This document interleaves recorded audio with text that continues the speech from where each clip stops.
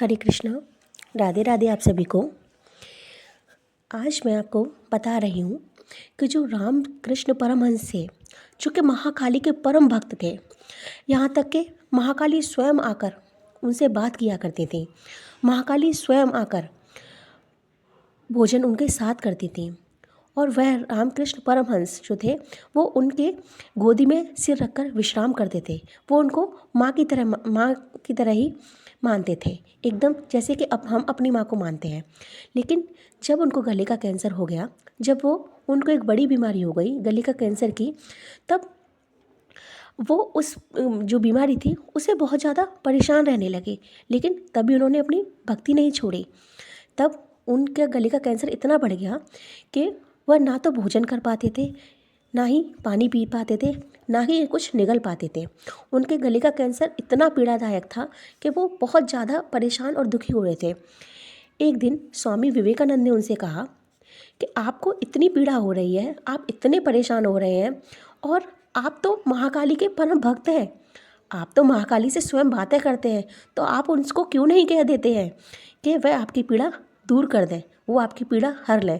क्योंकि आप इतने परेशान होते हुए भी आपका शरीर इतना कमज़ोर होता जा रहा है कि आप ना खाना तक नहीं निकल पा रहे हैं, पानी तक नहीं निकल पा रहे हैं, तो आप अपनी इस पीड़ा को अपनी माँ से, काली माँ से क्यों नहीं कह देते।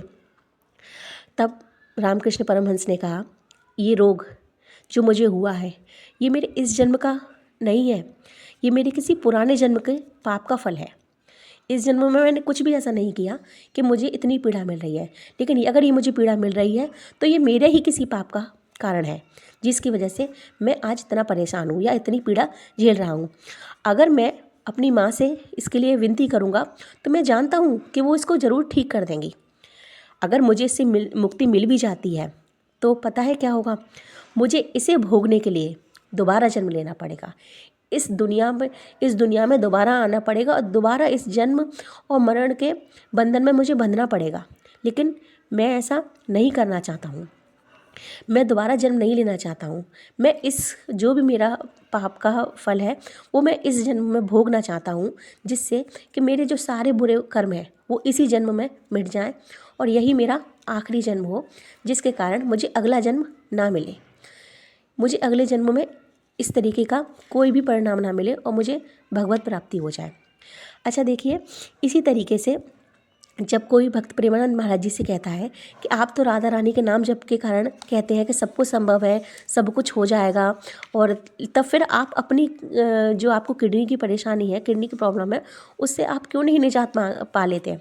तब उन्होंने भी यही बात कही कि अगर मेरी राधा रानी को मैं इसी हाल में पसंद हूँ, अगर मेरी राधा रानी चाहती हैं कि मैं इसी हाल में रहूँ, तब मैं सब कुछ उनके ऊपर छोड़ रखा है। अगर वो चाहें तो मैं बहुत अधिक जी सकता हूँ, और अगर वो नहीं चाहें तो मैं कुछ भी इस जीवन का भरोसा नहीं है। और मैं जो भी मेरा कष्ट है, क्योंकि मैं तो केवल 13 साल का था तभी घर से भगवत प्राप्ति के लिए निकल गया था, तो मुझको नहीं पता कि मैंने अपने जीवन में कुछ भी ऐसा काम किया हो जिससे मुझे इतनी कष्ट पीड़ा हो रहा है। लेकिन हाँ, अगर मुझे कष्ट मिल रहा है तो इसका मतलब मेरे ही किसी पाप का परिणाम है, मेरे ही किसी पाप का फल है। और देखिए, जब हम कर्म करते हैं तो फल तो हमको मिलता ही मिलता है, चाहे वो कर्म अच्छा हो या कर्म बुरा हो।